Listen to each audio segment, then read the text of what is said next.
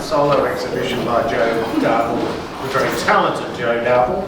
Before we begin, we would like to acknowledge the traditional owners of the land, the Noongar Aboriginal people of the Whadjuk tribe, and pay our respects to elders past and present.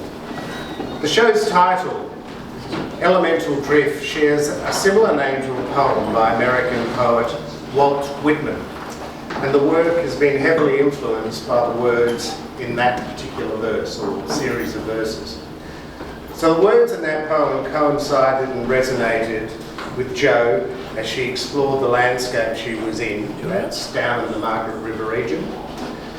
Jo feels very much at home in the landscape, and particularly the WA landscape, where she manages to push colour like never before. Before I introduce our very special opening speaker, I would just like to read out a few of Jo's recent accolades that you may not be aware of. 2021, she was announced as winner of the Melville Art Award.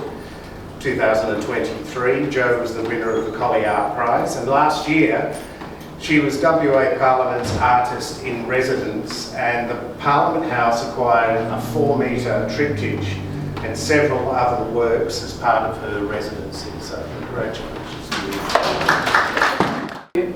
Jo shifts and changes as she works with different artists and different legacies, and also while being conscious of the fact that you're a non-Indigenous maker working on this country. So I think that's a really kind of nuanced element to your practice, and there is a lot of responsibility that goes with that.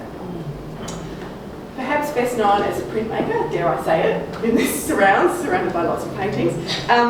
It's a form that's so often reduced to a 2-dimension, but I think what is exceptional about your practice is that you're a fantastic proponent of the crafting of prints, and we spoke about this a little bit.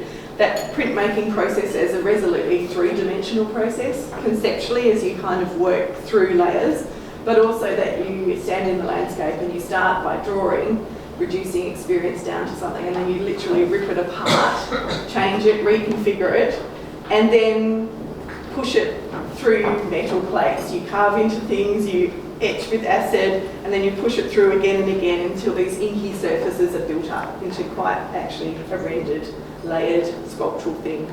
I think the balance of control, I mean, you're very, very proficient in your technical skills. You've built up an amazing repertoire of skill set. But also there's that confidence to experiment and let kind of random haphazard things occur and embrace that as well.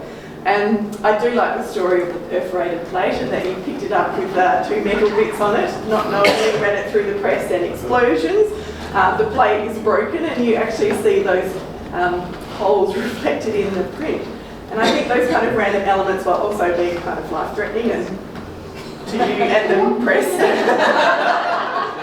you also are confident in not working to the neat and keeping within the lines, and there is no desire to have a visual representation that tries to mimic the photographic image.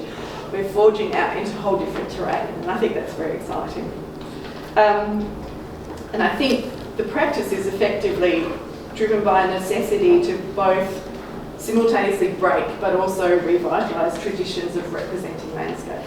I think you can also see the legacy of like early influences. We have Olsen, we have Fred Williams, there's the traditions of the mark making, but also I think that recognition that Western traditions overlaid on this country don't fit, and they lose so much in the translation. I think there is an understanding, a growing understanding of Aboriginal engagements with country that are embedded in this body of work as well, and also the traditions of Chinese academic ink painting, but also, you know, the Japanese understandings of spiritual power in objects that are both animate and inanimate, so humans, trees, water, rocks, all of that as a shimmering living thing.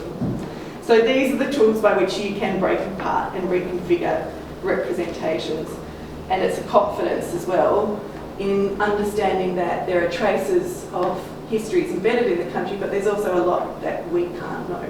There's mystery in there that is beyond us. I think these forms are very beautiful, they're very generous in their bearing. They're big slab forms that can take your big gestural marks, but also you've got to lean in close and see the little details. And I love the fact that they're on feet. So they literally are elevated forms. They capture and hold, but they also speak of a kind of honouring. I see this exhibition as a form of visual poetry, And I think you've done a brilliant job at sculpting space and experience, so I congratulate you, Jo. Oh, thank you.